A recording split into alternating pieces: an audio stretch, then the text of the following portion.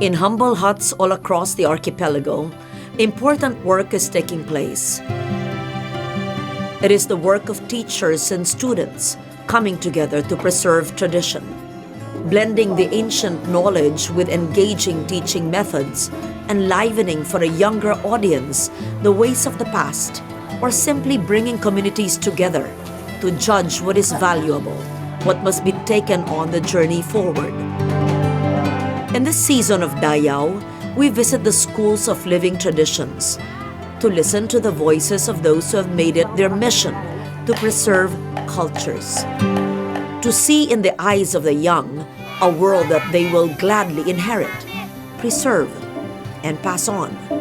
This is what it means to be Blaan, a bearer of culture, a school for living traditions.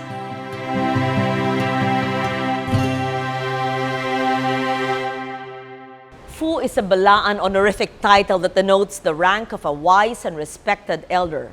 It is a title that has been bestowed to many elders of the Blaan people, now dwelling in Polomolok, South Cotabato.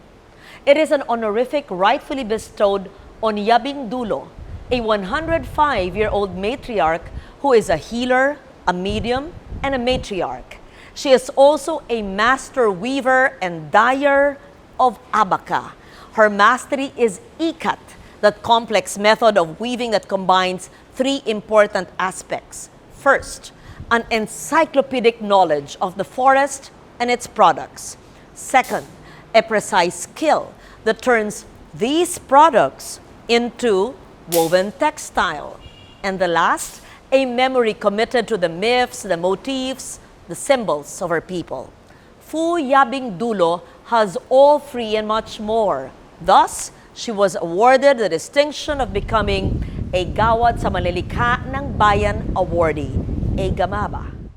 Manlilikha ng Bayan, ang pangalang Yabing Masalon Dulo, Blaan Mabaltabi.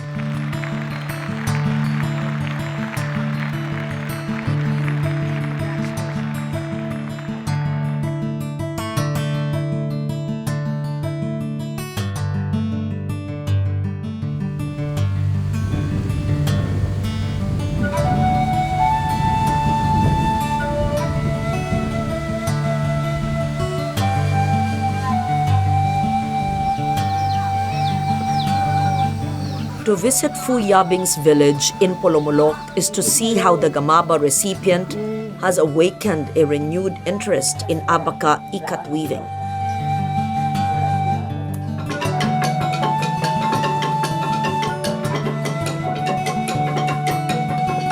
Dayaw's visit was also an occasion to witness the love and respect that family, kin, and village bestowed on their beloved Fu.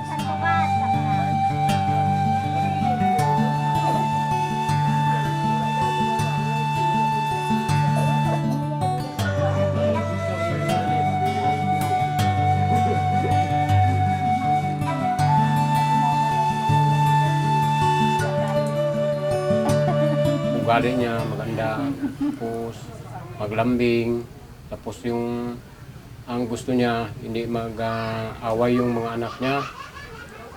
Tapos kung may mga pagkain na mabuting pagkain, gusto niya kung anong pagkain dyan, para sa amin iniwan niya. Matanda na siya, pero pasalamat namin sa Diyos na siya bilang kahit matanda, pero parang malakas din ang sarili niya. Yan, pero ngayon gusto namin na kahit anong layong lugar pumunta rito kay nanay at sa amin din kami sumunod sa kanya.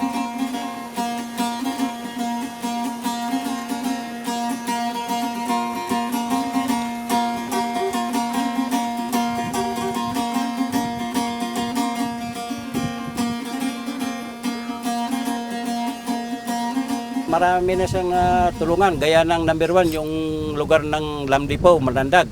Siyang una-una doon nagawa ng kwan. Kumbaga, anong sa inyo yan, ma'am? Siyang profesor, kumbaga. Nagturo sa Malungon, saka sa barangay namin. Pati na rin po dito sa community ng Purok Amguo.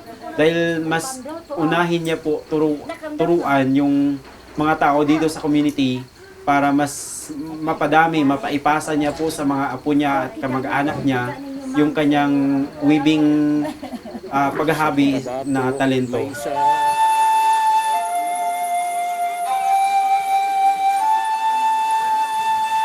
In her home, women gather to assist and learn from her. 6 years old pa lang ako, tinuruan na ako ni Lola na mag-dance, magtahi ng damit ng blaan, at saka magawa ng bracelet, at saka yung necklace. Ay, si Lola, magaling siya magturo. Tapos, kung hindi mo siya papakinggan, magalit siya, dapat pakinggan mo lang maayos para... Kasi pag magturo yan si Lola isa lang. Hindi siya magturo ng ilang beses. Kahit yung gusto niya, kapag magturo, dapat makinig ka para mabilisin mo makita. At saka mabilisin mo makuha yung kanyang turo. Yung paggawa po ng beads, bale, nakikita ko lang sa kanila. Pero nagawa ko ng sariling strategy ko, yung nylon na ganito. Pero okay rin yung gamit ang sinulid. Ito po, pero yung iba, gaya ng paggawa ng mga scarf, at saka yung mga patadyong, hindi ko pa nasimulan yun, pero willing ako matuto. Isa siyang mabuting teacher. At saka, lahat ng mga medyo mali, kinukrusyonan niya agad para yung mga student niya matuto agad sa kanya. At matatandaan ng iba, ng mga estudyante niya kung anong mga tinuturo. Kaya ang labas, matuto sila. At yun nga, si Lola ay very important. At mahal namin siya.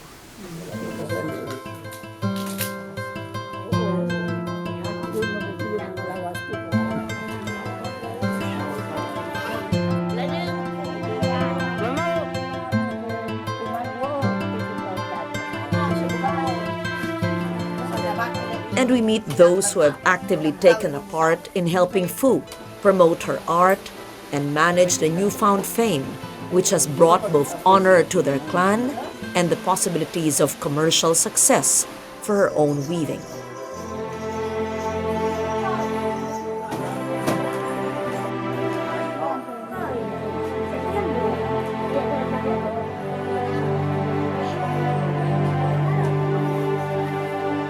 So bilang apo niya, nakitaan namin, sobrang masaya kami dahil nabigyan siya ng parangal dahil po sa kanyang karunungan. Masaya po kami dahil hindi lang para sa aming pamilya, kundi sa buong tribong Blaan.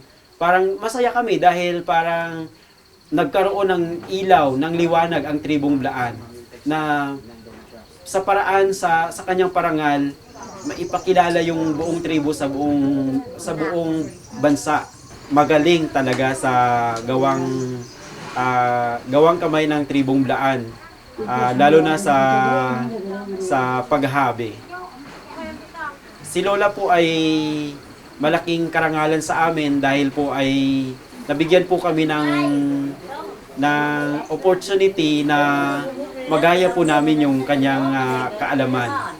Tulad doon sa pagwiwib niya, pagtatahi, paggawa ng mga beads accessories, sa paggawa din ng Blaan basket. Saka sa music din po. Pati na rin po sa pag-uugali, sa paghalubilo sa ibang tao, yun po ang natutunan namin sa kanya.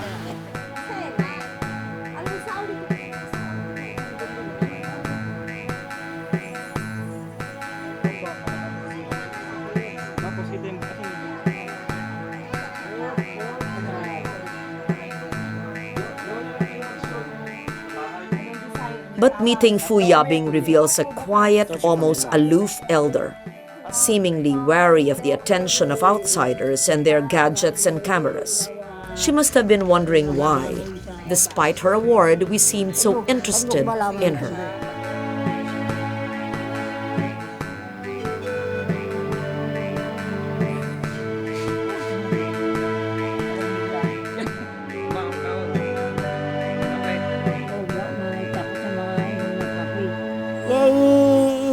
Ang nauna niyang yung sinabi niyang mama niya na mag-design daw siya ng kung tawagin ay fanggalaw. Fanggalaw daw yung pinagawa sa kanya para makuha niya lahat ng designs.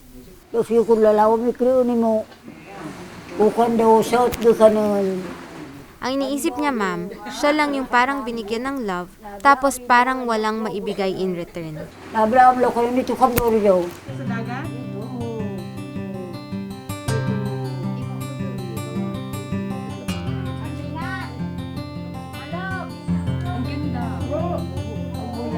Over the next days that Dayaw spent with Fu Yabing, she would grow warmer towards us, sharing her knowledge and her own unique and loving view of our vanishing world and her enduring art.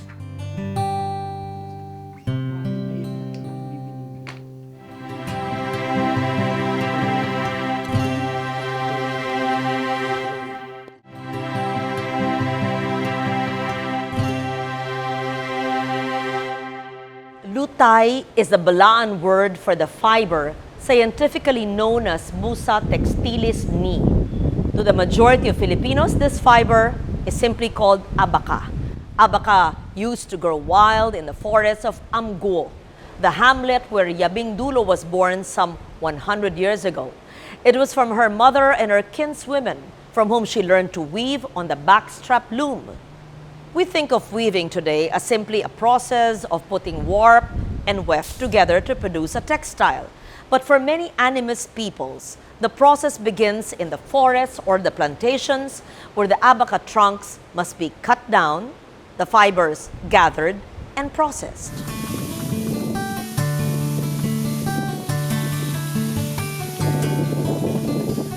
Saan niyo po kinuha yung abaca? Sarili namin ang tanim. Tataniman namin eh. Dali noon, ganito naman ang produkto namin. Ilang buwan o taon po bago tumubo yan? Tagal na yun. Mga 6 ng taon ito. Kayo ang nagbibigay ng abaca fiber kay Lola, Yabing? Noon. Iwan ko naman ngayon, noon, barato na eh.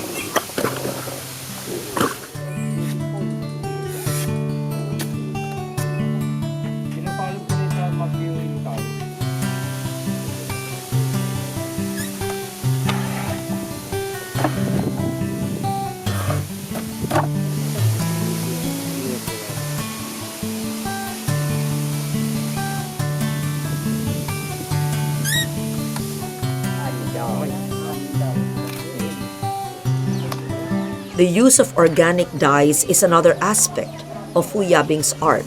As a young girl in Amguo, she learned the plants and herbs, their relationships to the climate as well as to other plants.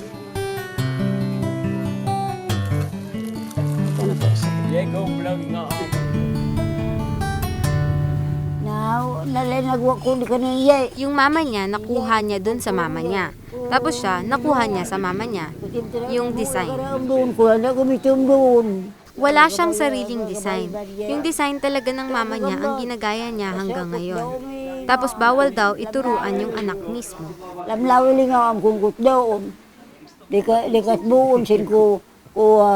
Kung mabilis ka daw mag-weave, ma'am, matatapos mo yung isa sa isang linggo. Pero kung hindi ka naman mabilis, nasa 2 linggo bago matapos. Masaya daw siya, ma'am, pag nagwi-weave. Dahil nagwi-weave siya na mula sa puso. The weaving process that she learned as a child is pregnant with myth and meaning. The motifs, sacred to the Blaan people, are deeply etched into Fu Yabing's mind and memory. Ano yung design na yun? Lugob lang siya, ma'am, kasi maliit. Maliit na design lang.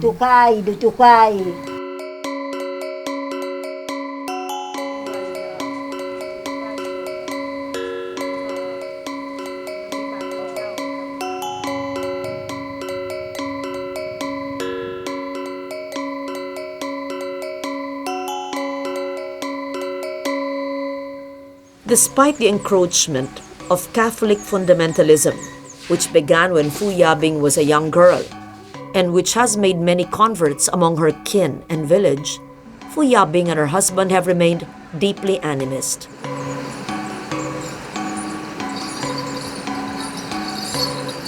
It is this abiding connection to the ways of the ancient Blaan that makes for the totality of Fu Yabing's personhood. Her being a weaver is not separate from her being a biologist who knows the forests and its fruits and herbs.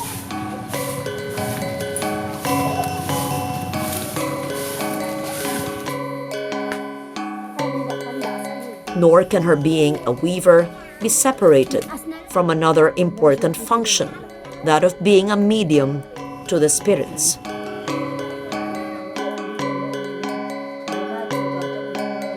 The weaving process itself is guided by ritual. Here she presides over the rites preparatory to weaving.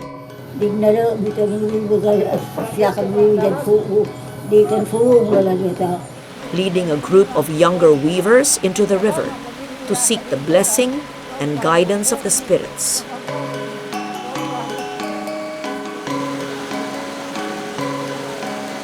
The river is also the site of a larger ritual that involves the entire community. Here, as a priestess, she blesses the members of her clan and community in an ancient rite that she learned as a young girl.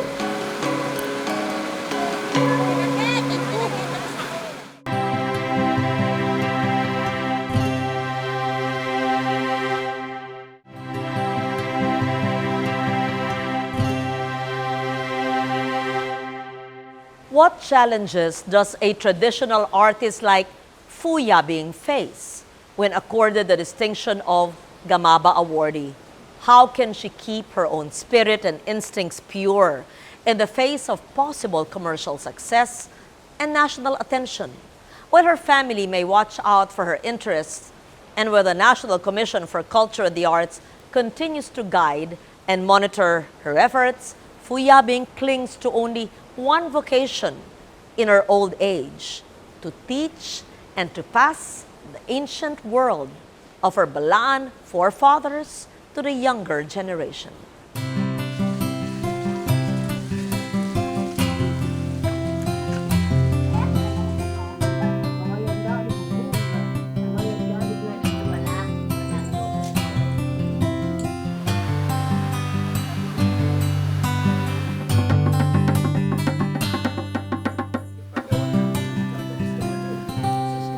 Ako po yung first na kasali sa student ni Fu Yabing.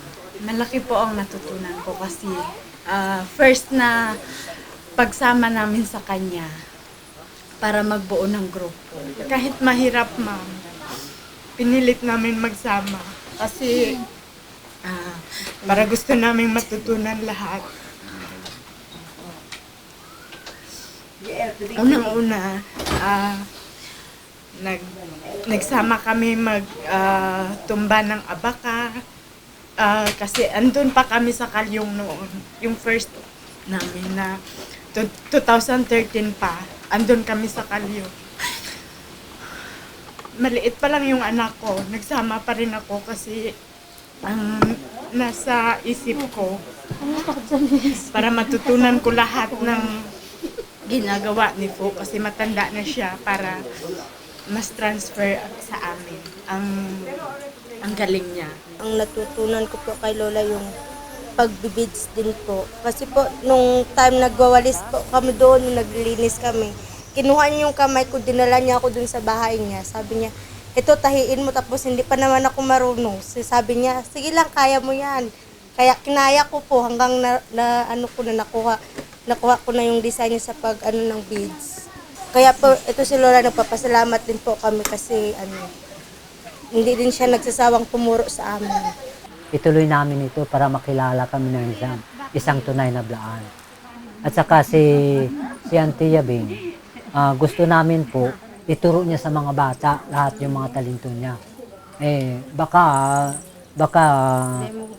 gumawa ng, baka sa sunod na araw, baka kinuha ng Panginoon wala na kung hindi na itinuro sa mga bata. Gusto namin lahat ng mga taga rito at taga roon sa amin sa Kalyong, itinuro niya, ma'am. Kadufto ni mo ko na ni, yun at mabang dito kun, tason nabang ko dito, abdo nililabib tutong. Ang sabi niya sa mga estudyante niya, dapat ipagpatuloy nila daw na tumulong sa kanya. Di daw tulad nung unang panahon na walang tumutulong. Tapos yung mga gawa nila parang ano lang, palitan lang. Palitan lang ng gamit, hindi nila binibenta. Pero ngayon, madami nang nagkakagusto para ipagawa sa kanila yung gustong tela. Dabog lang ito. Iladto tini mawagbang na fandufto ni mo to ni.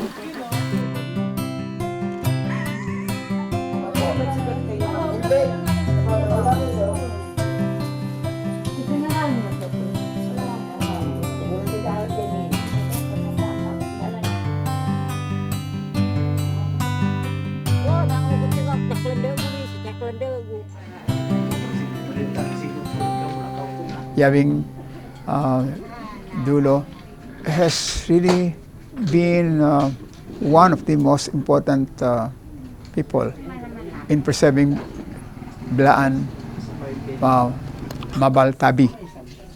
The traditional weaving, similar to the tinalak in the way of working, but this is ikat, no? Ikat weaving. And you know that ikat weaving is very old in the Philippines. And we have fewer and fewer ikat weavers simply because it's a very hard kind of work.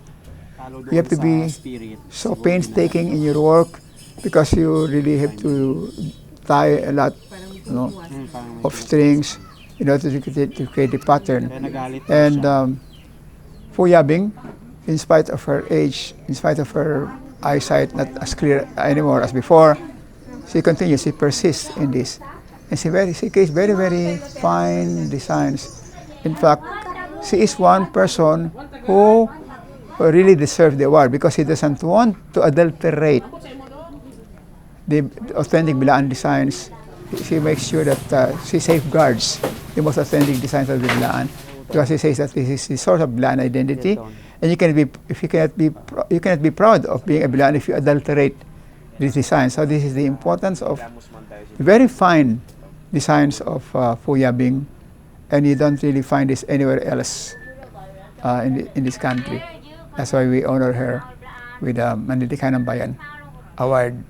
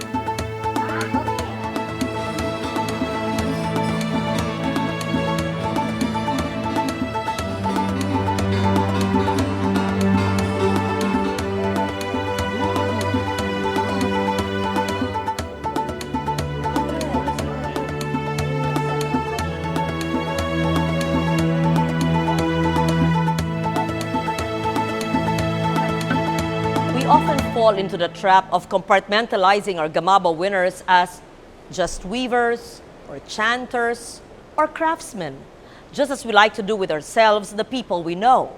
We often fail to recognize that to be a Gamaba awardee is to be a total embodiment of a community. It is to perform many traditional roles that were important to the welfare of the clan and the village. To be a Gamaba winner is to be more than just an artist, but a fully realized person functioning with many roles: a mother, teacher, shaman, medium, repository of knowledge. Fu Yabing personifies all that. In her great wisdom, in the totality of her personhood, she is truly worthy, bearer of Dayaw. Our knowledge, our pride.